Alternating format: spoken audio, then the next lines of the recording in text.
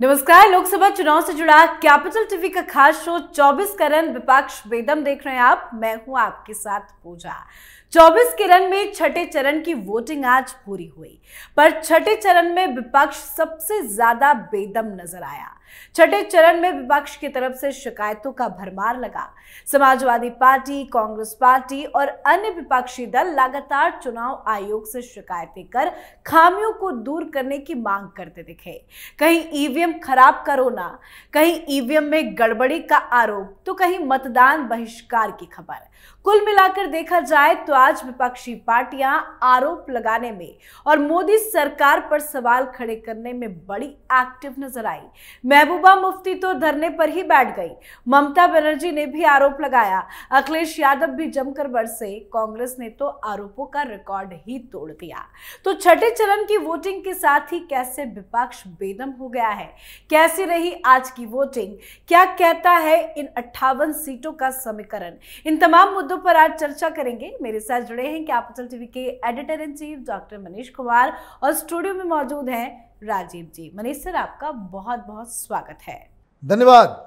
Rajiv sir, आपका बहुत बहुत स्वागत है। धन्यवाद। मनीष सर, आज छठे चरण में जिन 58 सीटों पर वोटिंग हुई है, अगर पिछले बार के चुनाव में देखा जाए तो इन सीटों पर बीजेपी काफी मजबूत थी। कांग्रेस का तो खाता ही नहीं खुला था। इस बार के चुनाव में आपको क्या लगता है, क्या है इन 58 सीटों का समीकरण? देखिए, जो 58 सीटों के ऊपर जो आज वोटिंग हुई, आपने बिल्कुल सही कहा। पिछली बार कांग्रेस पार्टी को इन 58 सीटों में से एक भी सीट नहीं आई। अब जरा देखिए वोटिंग कहाँ कहाँ हो रही है। वैसे मीडिया में बहुत सारे सेफोलॉजिस्ट भी आ गए, कई सारे लोग जो अब तक चुप थे, जिनको लग रहा था कि मोदी 400 पार करेंगे, 400 पार करेंगे, फिर बीच में यह हवा क्रिएट किया गया कि नहीं, माहौल कुछ बदल रहा है। कुछ बदलाव नहीं हो रहा है। मेरी बात को आप इसको कहते हैं ना कि बिल्कुल गांठ बांध करके सुन लीजिए। हिंदुस्तान की महिलाएं प्रधानमंत्री मोदी को 400 पार करवाएंगी। ये महिलाएं गरीब महिलाएं, गांव की महिलाएं, कामकाजी महिलाएं, ये सबसे बड़ा हथियार इस चुनाव का है। लोगों को समझ में नहीं आ रहा है। जितने भी आप टेलीविजन चैनलों को देखिए, वो पब्लिक ओपिनियन करते हैं, महिलाएं नजर आती है? नहीं नजर आती। आप गांव के अंदर जाएं, आपको समझ में आ जाएगा कि ये जो 5 केजी अनाज जो दिया जा रहा था, उसका क्या इम्पैक्ट है। ये उज्ज्वला योजना जो है, उसका क्या इम्पैक्ट है।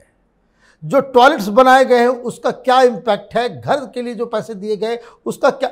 एक अपने आप में साइलेंट वोटर क्रिएट किया है प्रधानमंत्री मोदी ने अपनी डिलीवरी से। अब आप इस बात को समझिए कि ये जो डिलीवरी है, कि अब तक तो सरकार योजनाएं बनाती थी। हम लोग बचपन से पढ़ते आते थे कि योजनाएं तो बनती है, लेकिन वो अमल नहीं हो पाता, उसको ज़मीन पे आप जो है उतार नहीं पाते। अभी क्या है, 2000 रुपये जब बैंक अकाउंट में आता है ना अचानक से, बिना किसी करप्शन के, बिना किसी दलाल के, बिना किसी मुखिया के, बिना किसी वीडियो के, घूसखोरी या कट के, तब लोगों को लगता है कि सरकार उनके लिए काम कर रही है। और इसीलिए मुझे लग रहा है कि ये जो अमित शाह कह रहे हैं कि ऑलरेडी अब तक 310 सीटें आ चुकी है, ये penultimate and the last phase वो भारतीय जनता पार्टी को 400 तक लेकर के जाएगा। लेकिन सर, आज जिस तरह से 6 फेज की वोटिंग खत्म हुई है और अलग अलग राज्यों से, चाहे वो पश्चिम बंगाल हो, दिल्ली हो, उत्तर प्रदेश हो, जो विपक्ष की तरफ से लगातार आरोप लगाए जा रहे हैं, क्या विपक्ष अभी से ही ये माहौल बना रहा है कि हार जब होगी तो ईवीएम पे ठीकरा फोड़ा जाएगा? बिल्कुल, लगता तो यही है। अखिलेश यादव जो बड़े बड़े दावे कर रहे थे, इनका पीडीए का समीकरण, पिछड़ा, दलित, आदिवासी, ये सारे जो समीकरण है वो ध्वस्त होते दिखाई पड़ रहे हैं। यहाँ पर जो आजमगढ़ की सीट है, वो भी धर्मेंद्र यादव इस बार हारने वाले हैं। लगता नहीं है कि कन्नौज से अखिलेश यादव जीत पाएंगे। अब इनको लगने लगा है कि अगर इस हार के लिए खुद को जिम्मेदार ठहराएंगे तो आगे के विधानसभा में और उसके आगे के लोकसभा में भी हमारी कोई औकात नहीं रहेगी। इस बीच उन्होंने आरोप क्या लगाना शुरू कर दिया, मेरे प्रत्याशी को हिरासत में ले रही है पुलिस लालजी वर्मा को पकड़े हुए है। एक सोशल मीडिया पर वीडियो जारी कर दिया। रवीश कुमार जैसे लोग इस वीडियो को एक्स पर फिर से शेयर करने लगे। ऐसा माहौल बनाया गया कि देखो सारे विपक्षी नेताओं को जेल में डाला जा रहा है, पकड़ा जा रहा है, वोट नहीं देने दिया जा रहा है, जिसके कारण भारतीय जनता पार्टी जीत रही है। यही हाल जब हर जगह पर दिखाई पड़ रहा है, चाहे एक सीट पर जहां जम्मू कश्मीर में चुनाव हो रहा है वहां भी वैसे ही दिख रहा है कि महबूबा मुफ्ती छटपटा रही है। क्यों छटपटा रही है? क्योंकि ये जो अनंतनाग राजौरी का क्षेत्र है, इन लोगों ने वर्चस्व बना रखा था पहले। ये अनंतनाग राजौरी जो किया गया है, ये नए डिलिमिटेशन के बाद किया गया है। यहां पर गुज्जर, पहाड़ी, इन लोगों की संख्याओं को सामंजस्य किया गया और उसके कारण इनको लगने लगा कि अब तो हमारे हाथ से ये सीट फिसल जाएगा। जैसे श्रीनगर में ये 34% की जगह 14% वोटिंग हुई थी पिछले बार, जब ये फारूक अब्दुल्ला जीत कर आए थे। इस बार 34% वोट हो रही है, कहीं 38%, 40% तक वोटिंग हो रही है। जम्मू कश्मीर के लोग निकल कर आ रहे हैं। पिछले दिनों जब जम्मू कश्मीर की यात्रा पर पीएम मोदी गए थे तो वहां के लोगों ने बताया कि कैसे आपकी योजनाओं का फायदा पहुंचा। जो हमारी महिलाएं 5-5 किलोमीटर जाती थी पानी भरने के लिए, हमारे घर पे नल का लग गया है। तो ये लोग हिंदू मुसलमान की बात नहीं है, घाटी में मुस्लिम जनसंख्या जो है, मुस्लिम लोग भी हैं, वो भारतीय जनता पार्टी का सपोर्ट कर रहे हैं। लेकिन भारतीय जनता पार्टी वहां चुनाव नहीं लड़ रही 3 सीटों पर, किसी न किसी को परोक्ष समर्थन दे रही है, जिससे इनको लगने लगा है कि वो जीत जाएगा, हमारा तो पुराना खानदान ही खत्म हो जाएगा। खानदानी राजनीतिज्ञ है ये लोग। तो हर जगह पर जो वोटिंग का पैटर्न रहा और जैसे ये लोग आरोप लगाते रहे, वो तो यही दिखाता है कि 58 सीटों में 50 सीटें पार करने वाली है भाजपा और बौखलाहट इनके अंदर इसी तरह के रही है। जी बिल्कुल सर। वही सर, मेरा सवाल आपसे ये है कि आज जिस तरह से विपक्ष परेशान नजर आया, अखिलेश यादव भी जमकर भड़के, ममता बनर्जी ने भी आरोप लगाया, कांग्रेस के तमाम नेताओं ने आरोप लगाया, महबूबा मुफ्ती तो धरने पर बैठ गई। ये जो विपक्ष की आज प्रतिक्रिया, जो बौखलाहट, जो विरोध आज विपक्षी नेताओं की तरफ से आया, क्या ये तैयारी 4 जून की है? अब आप देखिए, कल रात से ही रोना धोना चालू हो गया और ये रोना धोना 4 तारीख के 1 बजे के बाद से उसकी तैयारी है। लोग कह रहे भाई पोलिंग ठीक से नहीं हो रहा, लोग कभी कह रहे हैं कि भाई ईवीएम ठीक से नहीं चल रहा। एक नई थ्योरी आ गई, there is no level playing field. अरे भाई लेवल प्लेइंग फील्ड कैसे होगा? आप 5 साल तक जो है सोए रहेंगे, आप 5 साल तक गठबंधन, भाई आपने इंडी गठबंधन बनाया, कितना पंप एंड शो आपने क्रिएट किया कि अब सारे विपक्षी जो इकट्ठा हो जाएंगे।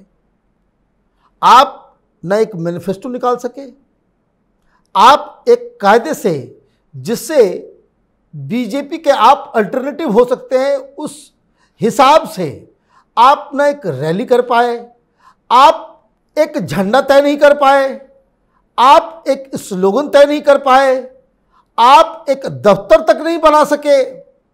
इंडी गठबंधन आप लोग कर रहे हैं। बंगाल में क्या हो रहा है? एक दूसरे को गाली दे रहे हो। आज शाम से पंजाब में शुरू हो जाएगा केजरीवाल वर्सेस कांग्रेस पार्टी। तो ये जो हार आंखों के सामने नजर आ रहा है, तो आप क्या करोगे? कोई चुनाव हारने के बाद कहता है कि हम हार गए? राहुल गांधी तो कभी नहीं कहते।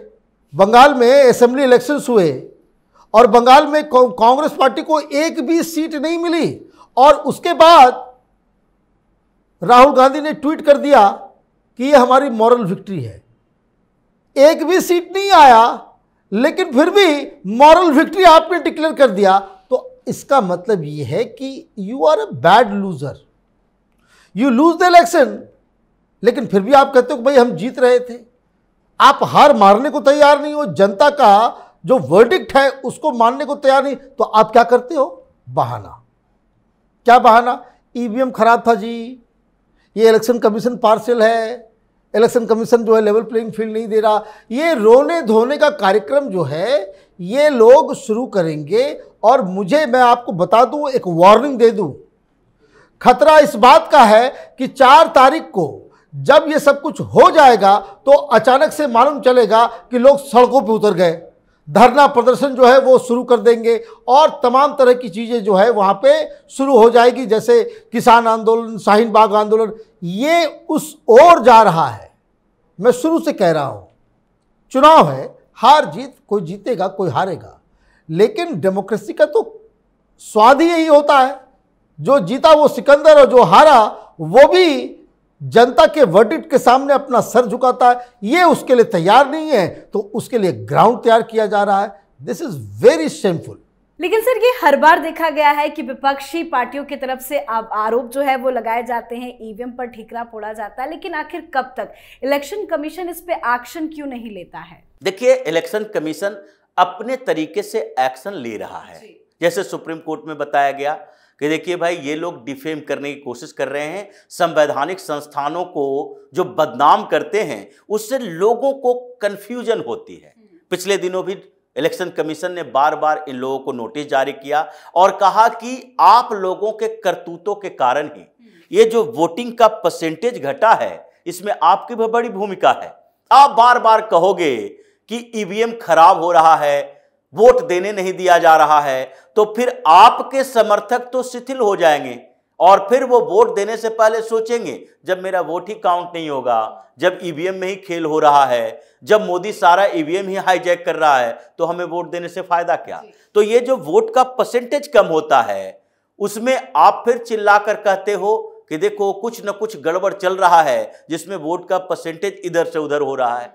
तो ये जो संवैधानिक संस्थानों के ऊपर ये लोग सवाल उठा रहे हैं, ये अपने लिए कब्र खोद रहे हैं, क्योंकि ये लोकतंत्र के लिए जरूरी है कि आप स्वच्छ प्रतिद्वंदिता में आगे बढ़ो, लेकिन बदनाम करने की कोशिश ना करो। एक समय था जब हिंदुस्तान में अंग्रेजों के खिलाफ आंदोलन हुआ था और उस समय जब नौसेना विद्रोह हुआ तो नौसैनिकों को ये सरदार पटेल जैसे लोगों ने भी कहा था कि देखो भाई, सेना डिसिप्लिन में रहना चाहिए और हम मानते हैं अंग्रेजों से लड़ रहे हैं, हमें आज़ादी चाहिए और आज़ादी हम लेंगे, लेकिन इसका मतलब ये नहीं है कि हम उस पूरे मैकेनिज्म को खराब कर दें। आगे जब ये आदतें रहेगी बनी हुई तो फिर तो सेना हिंदुस्तान में भी कभी विद्रोह कर सकता है, जैसे पाकिस्तान में करता रहा। उन लोगों ने जो व्यवस्था बनाई कि हम एक दूसरे से लड़ेंगे, लेकिन जो हमारी संस्थानें हैं उसके ऊपर ऐसे हमला ना करो ताकि लोगों का विश्वास उठ जाए। लोग का विश्वास उठेगा तो नक्सलवाद पनपेगा, हिंसा पनपेगा, अराजकता पैदा होगा। ये लोग चाहते हैं, क्योंकि इन लोगों को लग गया है भारतीय जनता पार्टी अगले 30 सालों तक चुनाव नहीं हारने वाली है, हमारे पॉलिटिकल अस्तित्व, एग्जिस्टेंस खतरे में है। तो ये लोग सिर्फ और सिर्फ आरोप लगाकर ही अपनी इज्जत बचा सकते हैं। बिल्कुल सर, बहुत बहुत धन्यवाद सर जानकारी देने के लिए। मनीष सर, आपका भी बहुत बहुत धन्यवाद। धन्यवाद। तो लोकसभा चुनाव के छठे चरण के लिए आज 8 राज्यों और केंद्र शासित प्रदेशों की कुल 58 सीटों पर वोटिंग हुई। जिन सीटों पर वोटिंग हुई उसमें बिहार की 8, हरियाणा की सभी 10, झारखंड की 4, दिल्ली की सभी 7, उड़ीसा की 6, उत्तर प्रदेश की 14, पश्चिम बंगाल की 8 और जम्मू कश्मीर की 1 सीट शामिल है, जिसमें कई दिग्गज भी मैदान में हैं। दिग्गजों की किस्मत का फैसला ईवीएम में कैद हो गया, पर जिस तरह से वोटिंग के दिन विपक्ष ने ईवीएम पर ठीकरा फोड़ा, वो साफ इशारा कर रहा है कि विपक्ष 2024 के रण में पूरी तरह से बेदम हो गया है। इस पर आप अपनी राय कमेंट कर लिखें। देखते रहिए कैपिटल टीवी। नमस्कार।